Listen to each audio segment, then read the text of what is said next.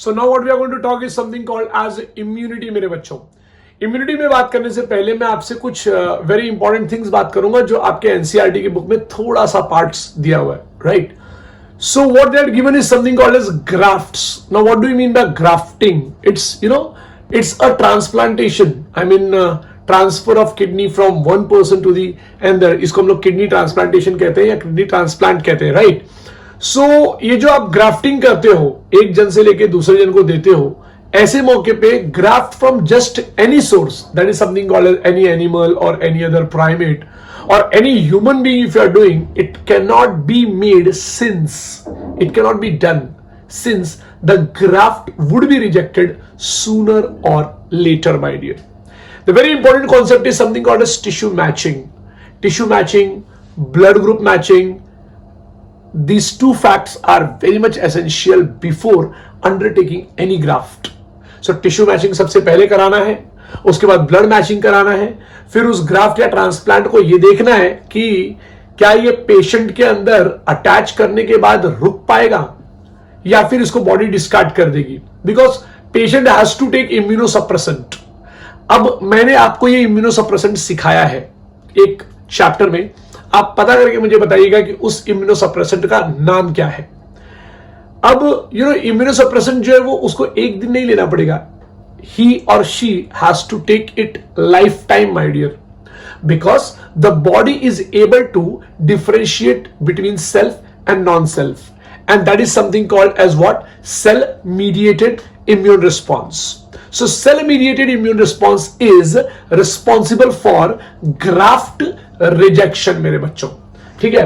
So cell mediated immune response is very much responsible for graft. So my dear, what we are going to start is something called as acquired immunity now. Okay, so acquired immunity इस दुनिया में दो type का होता है. The very first is active immunity और दूसरा होता है passive immunity. Okay, now active immunity को कैसे अचीव किया जा सकता है?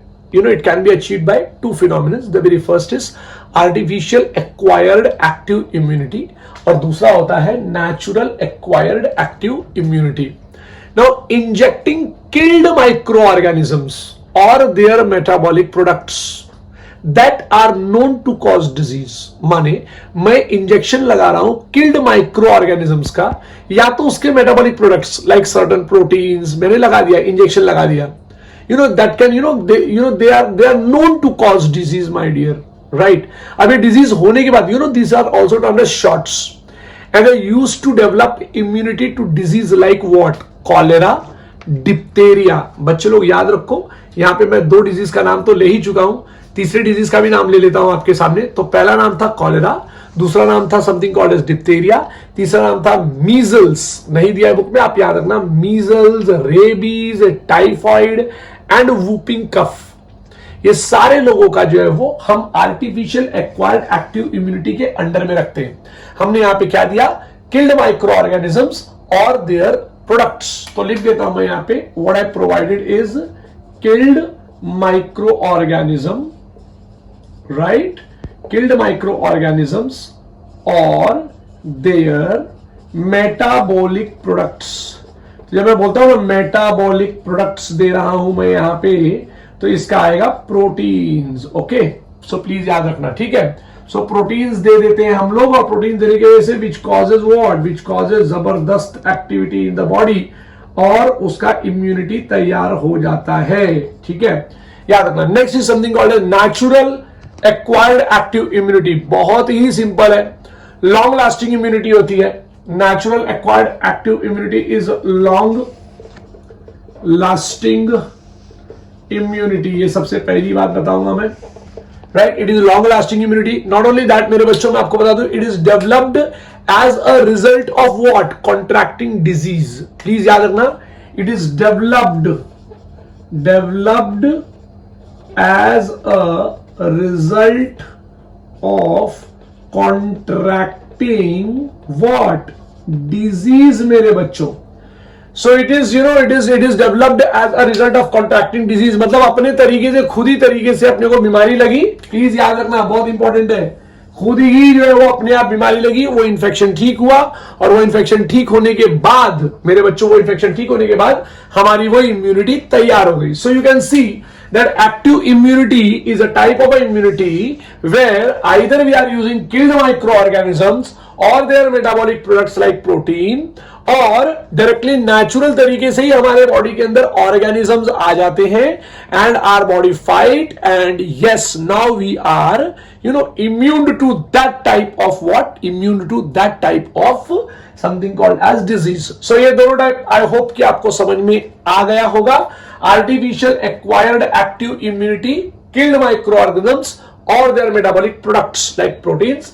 नेचुरल एक्वायर्ड एक्टिव इम्यूनिटी में लॉन्ग लास्टिंग इम्यूनिटी होती है, नेचुरली ऑर्गेनिजम्स आते हैं और फिर वो हमारा हालत खराब करते हैं और फिर हम उनसे फाइट करते हैं. हम मतलब हमारा एंटीबॉडीज, हमारा इम्यून सिस्टम फाइट करता है and finally what happens, finally जो है वो हम जंग जीत जाते हैं और हमको कभी भी बीमारी उस टाइप की बीमारी नहीं होती. Artificial acquired passive immunity. अब हम लोग पैसिव इम्यूनिटी के अंदर आ गए. तो passive immunity is achieve by what? पहला आएगा आर्टिफिशियल एक्वायर्ड पैसिव इम्यूनिटी. यहां पे here the individual is being injected by what? Anti-serum containing antibodies, my dear. So here the individual is injected by what? By anti-serum. Please याद रखो, containing, बहुत important point, containing anti-bodies. ध्यान रहे, मैं artificial acquired passive immunity बता रहा हूं. मतलब आर्टिफिशियल मतलब मैंने मेरी तरफ से दिया है, हाँ. And this lasts for short time. I mean 10 to protection by this method, ना, it lasts for short time, मतलब 10 to 14 days के लिए, because antibodies are rapidly broken down in the body. तो आप एंटीबॉडी लेके दे रहे हो. आप सोचिए क्या कर रहे हैं आप यहाँ पे. आर्टिफिशियल एक्वायर्ड पैसिव इम्यूनिटी में हमने इंजेक्ट कर दिया क्या? Anti serum which was containing antibody मेरे बच्चों. तो अगर आपने ऐसा किया है तो yes, it is something called as artificial acquired passive immunity. Next is something called as a natural acquired passive immunity. Now what do you mean by natural acquired passive immunity? By the here the transfer of antibody takes place from mother to child through placenta and colostrum. So यहाँ पे what is happening? यहाँ पे antibodies, मेरे बच्चों वापस कह रहा हूं, antibodies, ठीक है. So antibodies are what? Antibodies are transferred from from mother to child. Child बोलूं क्या या mother to fetus बोल दूं? चलो fetus भी बोल सकता हूं, child भी बोल सकता हूं. चलो child लिख देता हूं. Child through what? Through placenta and colostrum. बहुत इंपॉर्टेंट पॉइंट, colostrum. याद रहे, it is a passive immunity. Colostrum बहुत इंपॉर्टेंट है. Now what is colostrum? Colostrum is a first milk of a mother and antibodies are absorbed through what? Through first milk of a mother मेरे बच्चों. So please याद रहे, natural acquired passive immunity, antibodies शब्द याद रहे. Passive लगा तो समझ लेना एंटीबॉडीज ट्रांसफर हो रहा है, राइट. ये देखो एंटीबॉडीज ट्रांसफर हो रहा है. अगर क्या हुआ? अगर यहां पे पैसिव इम्यूनिटी लगा तो, और अगर एक्टिव इम्यूनिटी लगेगा तो यहां पे माइक्रो ऑर्गेनिजम्स भेजा जा रहा है, या तो उसके प्रोडक्ट्स माने मेटाबॉलिक प्रोडक्ट्स भेजे जाएंगे, बेसिकली प्रोटीन्स. अगर नेचुरल एक्वायर्ड है तो ओरिजिनल माइक्रो ऑर्गेनिजम्स अंदर आ रहे हैं and they are fighting with our body kills them, makes memory and हमको वो बीमारी कभी भी नहीं होती है. इस बात को याद रखो. What we are going to start is something called as vaccination and immunization. आजकल बहुत ज्यादा सुन रहे होंगे आप सब वैक्सीनेशन, इम्यूनाइजेशन, राइट. सो आजकल वैक्सीनेशन किस चीज का चल रहा है? It is something called as COVID के वैक्सीन आ गए हैं, right. Covaxin, Covishield, Sputnik, right. तो ये बनता कैसे है? इसका प्रिंसिपल क्या है? The principle I am going to explain you out right now. So the topic is vaccination and immunization. मुझे लगता है नीट में श्योर शॉर्ट क्वेश्चन होगा इसके ऊपर इस साल, तो प्लीज आप इस बात को याद रखिएगा. So here the principle for vaccination and immunization is entirely based upon what? Upon a property of a memory मेरे बच्चों. A memory of what? Memory of an immune system, my dear. So what happens in vaccination? a preparation of antigenic proteins of pathogen or inactivated or weakened। मेरे बच्चों ध्यान से सुनो मैं क्या बोल रहा हूं। या तो हम लोग एंटीजेनिक प्रोटीन्स यूज करेंगे ऑफ पैथोजन, या तो हम वीकेंड माइक्रोब्स यूज करेंगे, वो ये वीकेंड पैथोजन जिसको हम कहते हैं, या तो हम इनएक्टिवेटेड पैथोजन को यूज करेंगे। और इन सारी चीजों को लेके हम बनाने वाले हैं एक जबरदस्त चीज जिसका नाम है वैक्सीन। सो आप यहां पे इनएक्टिवेटेड ले सकते हो या वीकेंड पैथोजन ले सकते हो। These weekend pathogen which is termed as vaccine are introduced or injected into the body। और जब आप इसको इंजेक्ट करेंगे तो क्या होगा?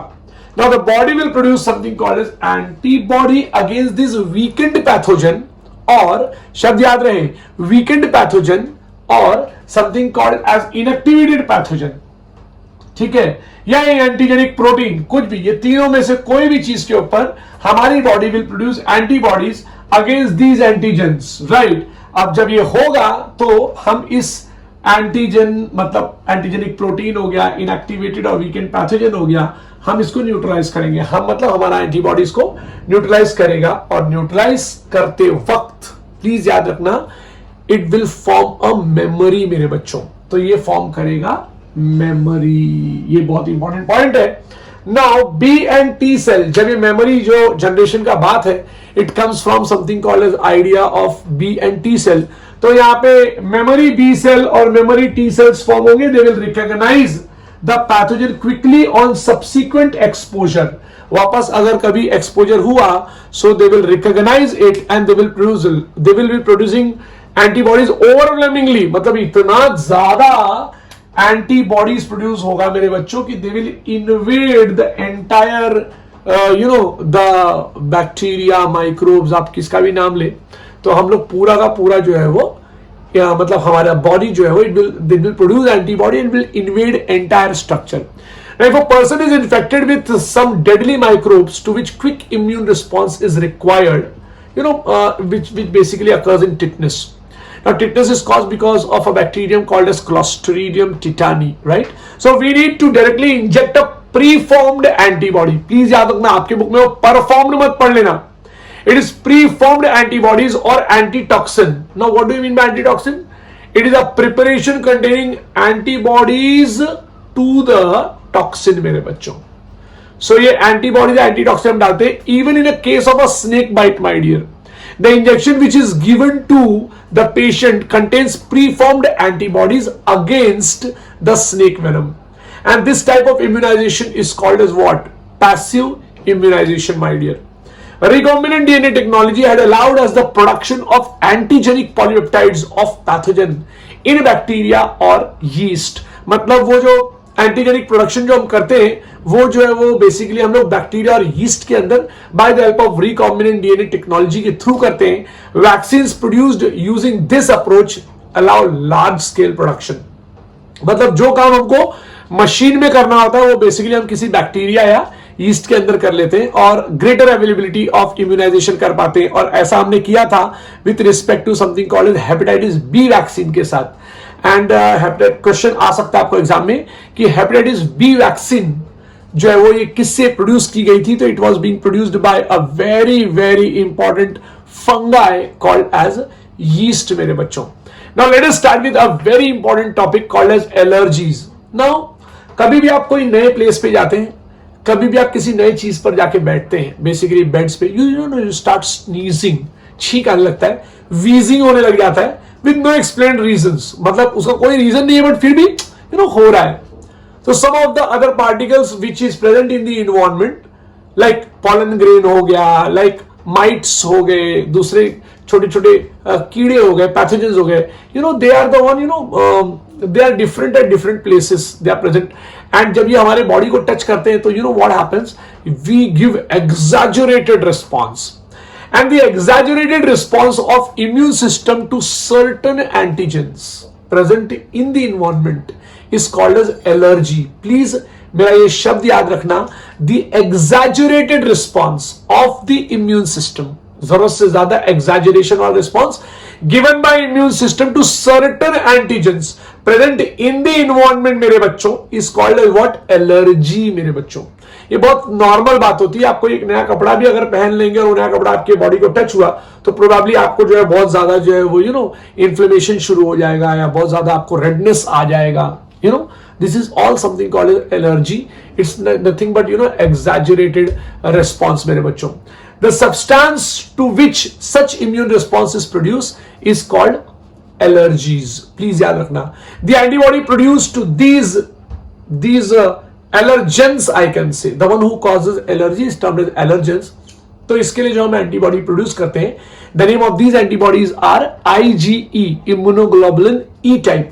Now common example of the common example of allergens are what? मुझे कोई बोले तो मैं बोलूंगा the mites in dust. Mites are the type of small organisms. Mites in dust, pollen grains, animal dander, and many more. एक तकिए का जो है वो छोटा छोटा रेशा भी आपको परेशान कर सकता है। Now, what is the symptoms of allergic reaction? अगर आपके साथ ये हो रहा है तो प्लीज आप ध्यान दीजिएगा। स्नीजिंग, बहुत जोर से बैक टू बैक स्नीजिंग आ जाएगी आपको। वाटरी आईज, आपकी आंखों में पानी भर जाएगा। रनिंग नोज होगा एंड डिफिकल्टी इन ब्रीदिंग होगा मेरे बच्चों। प्लीज इसको अस्थमा से रिलेट अभी नहीं करना है, कुछ एक दो जगह पे हो सकता है बट अभी नहीं करना है। But allergy is due to release of chemicals like dash and dash, that is histamine and serotonin from the mast cell. Let me tell you, it's very important. आपके areolar tissue में there is the presence of a mast cell, और ये mast cells का आदत होता है कि they produce two chemicals called as histamine एक, और दूसरा क्या आप खुद दिमाग लगा के बताएंगे मुझे। histamine और क्या, चलिए बताइए, नहीं याद आ रहा? Serotonin. So it is histamine and serotonin from the mast cell. For determining the cause of allergy, the patient is exposed to or injected with very small doses of possible allergens, and the reaction is studied. आप कभी doctor के पास जाएंगे, आप बोलेंगे मुझे ये allergy, मुझे वो एलर्जी है, तो वो आपको जो है वो पहले टेस्ट करेंगे मेरे बच्चों, और अगर टेस्ट करने के बाद वो आपको एंटी हिस्टामाइन ड्रग देंगे मेरे बच्चों। So the things which we are going to give is antihistamine। सबसे पहला याद रहेगा आप लोगों को मेरे बच्चों, पहला हम लोग रखेंगे याद एंटीहिस्टामाइन, दूसरा हम लोग याद रखेंगे एड्रेनालिन, राइट, और तीसरा हम लोग देंगे steroids. So as soon as you give this three things ना माय डियर, एंटीहिस्टामाइन, फिर बाद में स्टेरॉइड्स और फिर बाद में एड्रेनालिन, अगर आपने दिया तो it will quickly reduce what? It will quickly reduce the symptoms of allergy. Somehow modern day lifestyle has resulted in lowering the immunity. ज्यादा बाहर घूमना नहीं होता, दिन भर घर में ही गैजेट्स के साथ रहना, right? So when you do such things, what happens? Your immunity gets lowered and more sensitivity increases with respect to allergens मेरे बच्चों। So more and more children in a metro they are suffering from this problem. Metro मतलब इस तरीके के जो शहरी area होते हैं वहां पे जो है वो you can see Mumbai, Delhi, Bengaluru, right? अगर इस जगह पे अगर आप जाके देखें तो बच्चे जो है वो दे आर गैजेट वाले हो गए वो, right? So they don't go out, right? So what ऐसे मौके की वजह से क्या हो जाता है कि immunity goes on decreasing, and the person becomes more sensitive to allergens, which can lead to allergies, asthma, due to the problem occurring in the environment. This could be because of protected environment provided early in a life. So जब बच्चे छोटे रहते हैं तो जम के घूमना है, घूमते घूमते एकदम से हर जगह खेलना है, and as soon as more you play, more you sweat, what happens? Your immunity is going to increase. There is one more topic called as autoimmunity, which comes in your picture. Memory-based acquired immunity evolved in higher vertebrates मेरे बच्चों, याद रखना, higher vertebrates में memory-based immunity evolve हुई, and it was based on ability to differentiate between foreign organisms like pathogen from self cells. While we study, we do not understand the basis of these. There are two corollaries, for this ability to be it should be understood. One, higher vertebrates can distinguish foreign molecules as well as foreign organisms. Most of the experimental immunology deals with what? This aspect which I am talking. Second point, sometime due to genetic and unknown reason, the body attacks self cells. अब मैं आपको इस बारे में बहुत ज्यादा detail में बताने वाला हूं। ऑर्गेनिजम्स बेसिकली ह्यूमन बींग्स और बेसिकली ये हायर वर्टिब्रेट्स में एक बहुत जबरदस्त एक्टिविटी होती है जिसको हम कहते हैं अपने सेल्स को पहचानना. So the body immune cells, they recognize the self, they recognize the self cells. मतलब वो ये जानते हैं कि बॉडी के अंदर का सेल कौन सा है और बाहर का सेल कौन सा है. But sometime due to certain reasons, these cells who are knowing that this is our body cell and that is not our cell, they start attacking our cells itself. They start attacking body cells, मेरे बच्चों. And when this happens, this phenomenon is termed as autoimmune disease. The very good example for this is rheumatoid arthritis, which affects many people in our society, and it is autoimmune disease. मैं आपको एक और ऐसा ही बीमारी बताऊंगा जो basically it was being discovered by Hashimoto, right? So it is termed as Hashimoto's disease, right? So it was Hashimoto's, Hashihara was the name of the scientist, जिन्होंने discover किया था कि thyroid gland it is being degraded up, वो पूरी तरीके से खराब हो जाता है बाय द बाय हमारे इम्यून सेल्स. सो ये भी हो सकता है. So it is Hashimoto Hashihara's discovery. So इससे उसको हशीमोतोस डिजीज बोलते हैं जो थायराइड ग्लैंड को अफेक्ट कर देता है. Let us start with the topic called as immune system in a body. The human immune system consist of a lymphoid organs, tissues, cell and soluble molecules like antibodies. मेरे बच्चों ये चार चीज आप याद रखेंगे.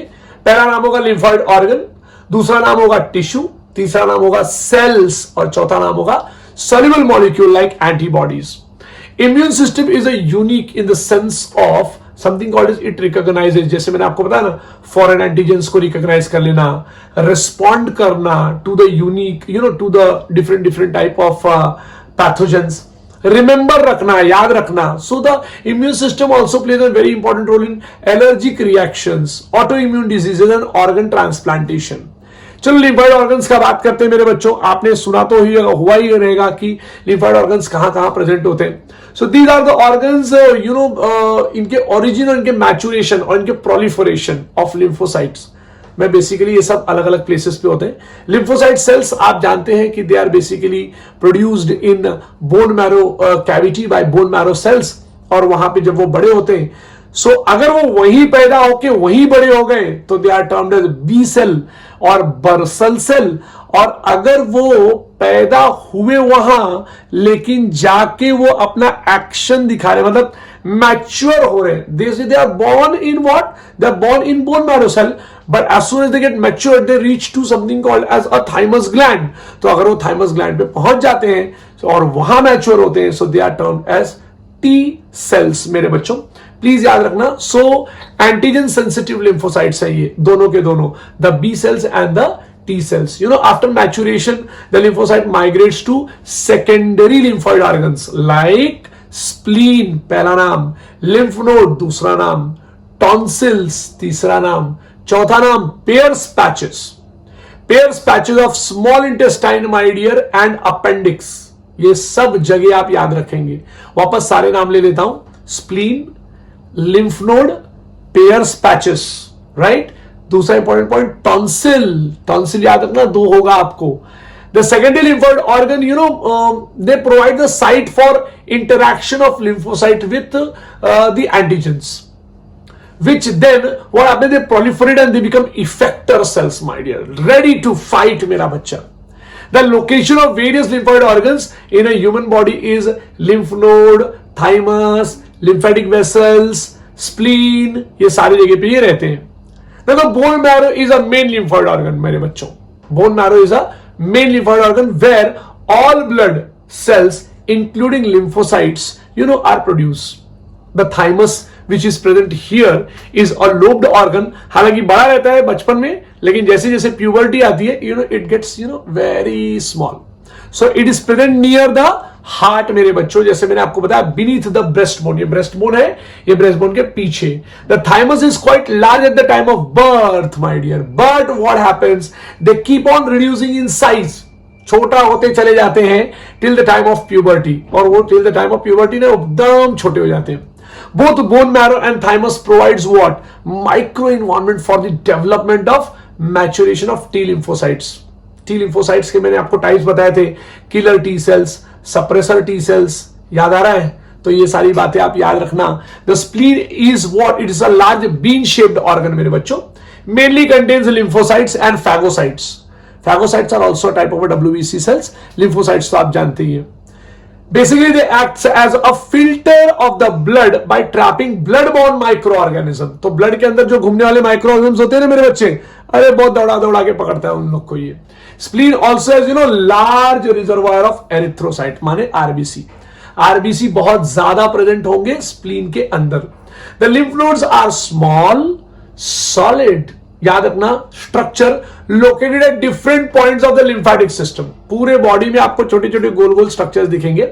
Lymph node serves what, serves to trap microorganisms. ये micro organisms को ट्रैप करते हैं मेरे बच्चों, और एक बार इनको ट्रैप कर लिया फिर इसके बाद इनकी धुलाई होती है। So antigens which are being trapped in a lymph node are responsible for activation of lymphocytes present there and cause immune response. एक बार इम्यून रिस्पॉन्स चालू हुआ, लार्ज नंबर ऑफ क्या फॉर्म होगा, लार्ज नंबर ऑफ फॉर्म हो जाएगा something called as, आप जानते होंगे, antibodies. So there is a lymphoid tissue which is located within the lining of what, major tracts. Major tract में पहला नाम किसका आएगा, रेस्पिरेटरी ट्रैक्ट, दूसरा नाम आएगा डाइजेस्टिव ट्रैक्ट, तीसरा नाम आएगा यूरिनोजेनाइडल ट्रैक्ट मेरे बच्चों। अब इन सारे लोगों को हम लोग कहते हैं MALT, mucosa associated lymphoid tissue. It constitutes about 50% of lymphoid tissue in a human body मेरे बच्चों। तो प्लीज याद रखना। Next we are going to start with a very important topic called as AIDS, AIDS, acquired immunodeficiency syndrome. This means deficiency of immune system, my dear. The acquired during lifetime, an individual indicating that it is not a congenital disease. Acquired शब्द use किया मतलब congenital disease तो नहीं होगा। एक और कहना चाहूंगा मैं कि it is termed as syndrome because there will be a group of symptoms. AIDS was very first time reported in 1981, where in United States of America हताए नाम का प्लेस था। तो यूनाइटेड स्टेट्स ऑफ अमेरिका में हताए नाम के place में ये पहली बार मिला कुछ प्रोस्टिट्यूट्स में मेरे बच्चों। प्लीज याद रखना। एड्स के जैसा ही एक और वायरस मिलता है, एक बीमारी होती है जिसका नाम है SAIDS, simian acquired immunodeficiency syndrome, which occurs basically in African green monkeys मेरे बच्चों। ये आपके बुक में नहीं है बट आपको याद रखना है। तो basically it occurs in African green monkeys मेरे बच्चों, विच इज टर्म्ड एज सेड्स। अब ये वायरस वहां से म्यूटेट हुआ कि क्या हुआ, मैं HIV वायरस की बात कर रहा हूं, उसमें हम लोग उसको SIV बोलते हैं। इन अफ्रीकन ग्रीन मंकीज ना, it is termed as SIV, simian immunodeficiency virus. अब ये सीमियन इम्यूनोडेफिशिएंसी वायरस कब म्यूटेट हुआ, कैसे it entered in human beings, how it started flourishing all over the world, when did it became pandemic, it is a very big mystery my dear. When did it became pandemic, ये तो सबको मालूम है, क्यों हुआ ये भी पता है, कहां से आया ये सोच सकते हैं कि अफ्रीकन ग्रीन मंकीज से ये सामने आया है। अफ्रीकन ग्रीन मंकीज में जब ये होता है तो it is termed as SAIDS, severe acquired immunodeficiency syndrome. हमारे अंदर जब ये होता है तो it is termed as AIDS, acquired immunodeficiency syndrome, and it is caused because of SIV in them, simian immunodeficiency virus. हमारे में कॉज होता है HIV, human immunodeficiency. I told you that we are discussing something called as AIDS. तो ये रहा ये वो virus जिसका आप लोगों को जो है वो समझ में आना चाहिए कि इसकी एक्टिविटीज क्या है। The size is basically 100 nanometer, और इस वायरस का नाम है HIV virus. I should write the name, so it is being written here. So it is HIV virus, human immunodeficiency virus. पहला पॉइंट ये कि AIDS acquired immunodeficiency syndrome is basically a last stage of infection, which is associated with a human immunodeficiency virus, that is HIV. Initially, the सामने वाला person will be HIV positive, but it will not be AIDS. Okay. दूसरा important point, it is 100% fatal, और आप इससे बच नहीं सकते अगर आपको ये हो गया तो। 1981 में यूनाइटेड स्टेट्स ऑफ अमेरिका हताए में मिला था, जैसे मैंने कहा। अप्रैल 1986 में it was found in India among certain prostitutes.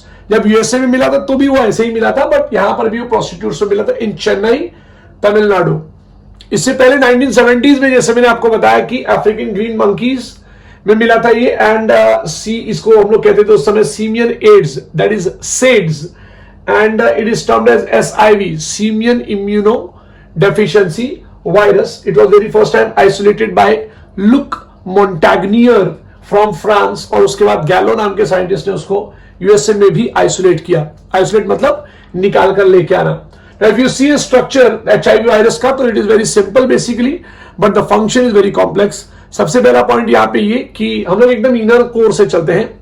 So the innermost structure is something called as RNA molecule, ribose nucleic acid molecule दिखेगा आपको यहाँ पे, ये it is RNA molecule, and ये है वो स्ट्रक्चर. 2 RNA फिलामेंट्स आपको मिल जाएंगे यहाँ पे. दिस इज द 2, एंड इसके बाजू में यहां पर आपको ये जो स्ट्रक्चर मिलेगा, this is something called as reverse transcriptase मेरे बच्चों. तो शब्द याद रहे, रिवर्स ट्रांसक्रिप्टेज. रिवर्स ट्रांसक्रिप्टेज के बाद अगर आप देखेंगे तो यहां पे इसके बाद 2 प्रोटीन कोड्स होंगी, P24 एंड P17. तो ये भी आपको याद रखना है, P24 एंड P17. आप थोड़ा और आगे आएंगे तो what you will get is something called as a lipid membrane to this virus. And lipid membrane के अंदर they show appearance of a glycoprotein, the glycoprotein spike and the glycoprotein pedicel. So this is something called as glycoprotein spike जो आप बाहर की तरफ देख रहे हैं, और अंदर की तरफ है it is glycoprotein pedicel which is GP41. ये GP41 है और GP120 है, प्लीज याद रखना. यही वो स्पाइक है जो gets attach to CD4 lymphocyte, the T helper cell जिसकी मैं आपसे बात कर रहा था. So they get attached to CD4 lymphocyte, that is T helper cell, और एक बार ये CD4 lymphocyte के साथ अगर अटैच हो गए, so they will start killing your immune cells, and mind it, आपका पूरा immune system खत्म हो जाएगा. Now how it is caused? AIDS is caused by human immunodeficiency virus, right? Member of group of viruses called as retrovirus. इनकी family का नाम है रेट्रोवायरिडी. Now why it is termed as retrovirus, ये भी मैं आपको बताऊंगा. It has an envelope as I told, enclosing an RNA genome. आप देख सकते हैं यहाँ पे ये. Transmission of HIV takes place or infection takes place. The very first is sexual contact with infected person. Point number 1. दूसरा, by transfusion of contaminated blood and blood products. मेरे बच्चों, ये पॉइंट बहुत important. By sharing infected needles of contaminated blood और person intravenous drug abuser जिसको हम लोग कहते हैं, तो वो अगर उसका नीडल शेयर हो रहा है तो हो सकता है. From infected mother to child through placenta. So people who are at high risk of getting this infection includes individual who have multiple sexual partners. बहुत इंपॉर्टेंट पॉइंट है, प्लीज याद रखना. मल्टीपल सेक्सुअल पार्टनर्स जिनके होते हैं उनको होता है ये. ड्रग एडिक्ट होंगे उनको होगा मेरे बच्चों ये. बेसिकली वो ड्रग एडिक्ट जो इंट्रावेनसली जो है वो इंजेक्शन लेते हैं उनकी बात कर रहा हूं मैं. Individual who required repeated blood transfusion and a children who are born to HIV infected mother, ये सारे लोग उस प्रॉब्लम में आ जाएंगे, प्लीज याद रखना. नाउ HIV और AIDS, HIV is a human immunodeficiency virus and AIDS is acquired immunodeficiency syndrome. आप अगर देखें तो it can not be spread by a mere touch. So basically it is a communicable disease, but it is a non-contagious disease because it is caused because of transfer of fluids, body fluids. So you should not isolate any HIV infected person. मतलब उसको family से बाहर नहीं निकाल देना, society से बाहर नहीं निकाल देना. There is always a time lag between the infection and the appearance of AIDS symptom. The period may vary from few months to many years, and that many years can be what, how much, by you know that 5 to 10 years मेरे बच्चों. अब ये आगे का system किस तरीके से ये पूरा HIV जो है वो किसी के बॉडी में फैलता है, ये सारी चीजें हम पढ़ेंगे अगले लेक्चर में मेरे बच्चों. Thank you to all of you my dear. Have a good day.